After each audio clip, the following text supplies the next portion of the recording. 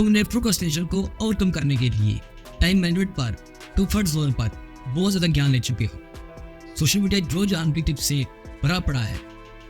इतनी ज़्यादा मालूमात होने के बावजूद हम इस प्रोक्रेस्टिनेशन की दादर में दबे जा रहे हैं और मज़े की बात, हमें निकालने वाले खुद भी इसमें दसे हुए हैं। मैं आज कोई फालतू का ज्ञान देने नहीं जा रहा, मैं आज बात कर जा रहा हूँ काम की और मुद्दे की। मैं आपके साथ एक अपना पर्सनल एक्सपीरियंस शेयर करने जा रहा हूँ जिसे तुम बहुत अच्छे से रिलेट कर पाओगे। मैंने जब सोशल मीडिया के प्लेटफॉर्म पर कंटेंट बनाना शुरू किया तो जब मैसेज लिखता था तो उसमें कई बार फ्लो नहीं आता था और कई बार जो मैं कहना चाहता था वो कह नहीं पाता था, मतलब उसे किसी के साथ रिलेट नहीं कर पाता था। फिर मैं परफेक्शनिस्ट और सेल्फ का शिकार होकर काम को डिले करता था और बहुत मजे की बात, जब मैं कई बार वीडियो रिकॉर्ड कर लेता था, जब उसे बाद में देखता था तो उसमें कई बार मेरे हेयर्स अच्छे नहीं होते थे, कॉलर सेट नहीं होता था मेरा, फिर मैं उसे दोबारा से रिकॉर्ड करता था, दोबारा उसे एडिट करता था कि लोग जज करेंगे। फिर इसी चक्कर मेरा हफ्ता के दिन मेरे ज़ाया हो जाते थे और फिर मैं टिप्स का सहारा लेता था। फिर मुझे एक थ्रिल मिलता था। फिर मैंने जो भी करना होता था, वीडियो एडिट करनी होती थी, स्क्रिप्ट लिखना होता था, सर्वे करना होता था, बहुत अच्छे से कर लेता। लेकिन मुझे फिर हर वीडियो बनाने के लिए, स्क्रिप्ट लिखने के लिए जो भी करना होता मुझे टिप्स का सहारा लेना पड़ा। फिर मैंने एक अलग अप्रोच की और गौर किया अपने थॉट प्रोसेस पर, अपने सिचुएशन पर और उसकी रूट काज को ढूंढकर इसको एक राइट माइंडसेट के साथ अंडरस्टैंड किया।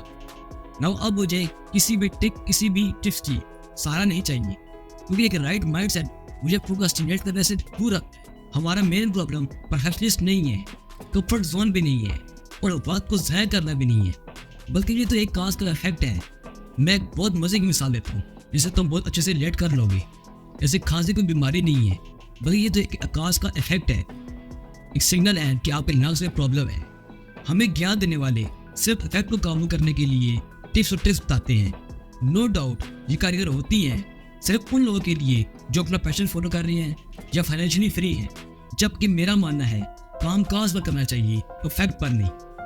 जब आप दरख्त की जड़ नहीं काटोगे उसके हाथ मुंह काटने का कोई फायदा नहीं होता। आज मैं बात करने जा रहा हूँ पाकिस्तानी यंग जनरेशन की मेन कॉज पर। एक ऐसा काम जो तुम्हें पसंद नहीं है, तुम्हारा उसमें इंटरेस्ट नहीं है, तुम उसको मोटिवेशन से और डिसिप्लिन से कैसे करोगे बताओ मुझे।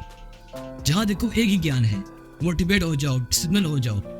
मतलब उनका कहने का मतलब ये है कि तुम रिपोर्ट बन जाओ, तुम्हें फर्क ही ना पड़े, जो मर्जी हो, तुम्हारी कोई पसंद नहीं है। मोटिवेशन और डिसिप्लिन वहाँ काम आते हैं जहाँ आप अपना पैशन फॉलो कर रहे हो या अपने गोल पर काम कर रहे हो। आप जितने मर्जी कोशिश हो जाओ कोई फायदा नहीं, क्योंकि आप जॉब और ओल्ड एजुकेशन सिस्टम के लूप में घूम रहे हो जहाँ बस कुछ नया नहीं है, बस वही एक रूटीन है, उसे फॉलो करना है। आप थके हुए हो, आप बीमार हो, आपका दिल नहीं कर रहा काम करने को, बस एक टारगेट है जिसे पूरा करना होगा, वो ज़्यादा या थोड़ा है। आपका कोई शौक नहीं है, आपका कोई पसंद नहीं है, बस एक रेड रेस है जिसे आपने फॉलो करना है, वो भी डिसिप्लिन के साथ। मुझे बताओ, जो काम तुम्हारी मजबूरी है तो वो कल पर क्यों नहीं डालोगी? जो काम तुम्हें पसंद ही नहीं है तो वो आज कैसे करोगे? तुम चाहते हो कि तुम सोशल मीडिया पर टाइम ज़ाया ना करो और मोटिवेशन से, कंसिस्टेंसी से रेड रेस को फॉलो करो।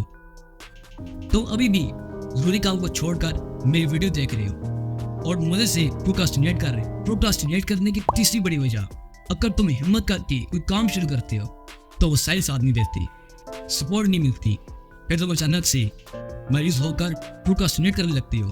फिर सही वक्त के इंतजार में मौजूदा वक्त में मौजूद मौका भी गवा देते हो।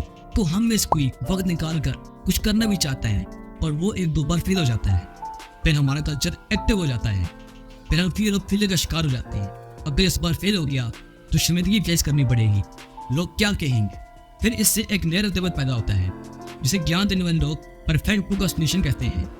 फिर इंसान जब नया काम करता है या वही काम दोबारा करता है तो उसे एंजाइटी फील होती है। फिर वो एक्सक्यूजेस बनाता है, बहाने बनाता है, ये होगा, वो होगा, टीम होगी, काम परफेक्ट होगा तभी करूँगा। फिर वो शेम में डर से परफेक्शन के चक्कर में कोई काम भी नहीं करता और वक्त भी ज़ाया करता है। एक और भी इवेंट देखने में आया कि फिर हम सेल्फ डाउट का शिकार हो जाते हैं। फिर हमारा दिमाग राह फरार तैयार करने के लिए हमारा मुकम्मल साथ देता है कि आज मूड नहीं है, आज मोटिवेशन नहीं है, अभी तो बहुत टाइम है, कल कर लूँगा, फिर कर लूँगा। तुम बार बार फेल से मत करते रहो। तुम लोगों के समय कोई सेलिब्रिटी नहीं हो, तुम्हारी रेपुटेशन तुम ही जानते हो, लोग नहीं जानते। अभी स्ट्रगल टाइम है, इसमें मेहनत करके ग्रोथ हासिल करो, फिर जो रेपुटेशन होगी उसे प्रोटेक्ट करना। मैं समझ सकता हूँ कि इतना वक्त कहाँ होता है तुम्हारे पास कि तुम तमाम काम कर सको, कि इतना वक्त तो जरूर होता है कि तुम जरूरी काम कर सकते हो। पाकिस्तान की मौजूदा हालत के मुताबिक जो मसाइल दरपेश हैं, यानी मुआशी इस्तेहकाम नहीं है, एक्सेस करने वाला चौकीदारी कर रहा है और PhD पे लग हो रहा है, क्योंकि छोटी मोटी जॉब उसके स्टैंडर्ड की नहीं है। तो मुझे बताओ, तुम कैसे कंफर्ट जोन से बाहर आओगे और क्यों बाहर आओगे? और एजुकेशन सिस्टम इसका टिप्स और ट्रिक्स की तरह हमारी प्रैक्टिकल जिंदगी से कुछ खास ताल्लुक नहीं है। स्टूडेंट्स का दिमाग इतना डेवलप नहीं होता कि वो तमाम मसाइल को समझकर उन्हें हल कर सकें। फिर वो प्रोक्रास्टिनेट करने लगते हैं और उनका प्रोक्रास्टिनेट करने का तरीका बहुत गलत होता है। फिर वो सोशल मीडिया के साथ साथ ड्रग इस्तेमाल करने लगते हैं, जो उन्हें इंस्टेंट खुशी और सुकून देता है। फिर बाद में वो उनकी आदत बन जाता है और हमें लगता है कि ये ड्रग यूज़ करना गलत है, ये प्रॉब्लम है, लेकिन नहीं, ये इफेक्ट है। कॉज तो ये है कि जो वो प्रेजेंट में कर रहे हैं वो उनको पसंद नहीं है, उन्हें उसमें इंटरेस्ट नहीं है और फ्यूचर में सिर्फ उनको अंधेरा नजर आता है। और हम जिस दौर में पहुंच चुके हैं, बस एक नोटिफिकेशन आने की देर है। हम सोशल मीडिया के एल्गोरिथम में ऐसे आते हैं कि सब प्रॉब्लम भूल जाते हैं और इसमें खो जाते हैं और कई घंटे गुजर जाते हैं और बाद पता चलता है मैंने तो मेन काम किया ही नहीं, मैंने सारा वक्त ज़ाया कर दिया। मैं तुम्हें बहुत अच्छी मिसाल देता हूँ जिसे तुम बहुत अच्छे से रिलेट कर पाओगे। यूट्यूब पर और टिकटॉक पर जो अहम वीडियोस होती हैं, जो ज़रूरी वीडियोस होती हैं, हम उनको वॉच लिस्ट में सेव करते रहते हैं और कुछ भी नहीं सीखते, क्योंकि काम का स्ट्रेस और जिम्मेदारी का स्ट्रेस हमारे टाइम्स में यानी ध्यान को उलझाए रखती है। फिर जब तुम प्रैक्टिकल जिंदगी में आते हो तो वही मजबूरियाँ कि मेरा ये शौक है, मैं ये करना चाहता हूँ पर अब भी नहीं कर सकता। चलो कोई नहीं, कंप्रोमाइज़ कर लेता हूँ। अगर तुम अपना पैशन फॉलो कर रहे हो तो प्रोक्रास्टिनेट करना बुरा नहीं होता, क्योंकि माजी में हमें बहुत मजबूत मिसाल मिलती है डेविंची रिजॉल्व की, जिन्होंने मोनालिसा की पेंटिंग बनाई थी।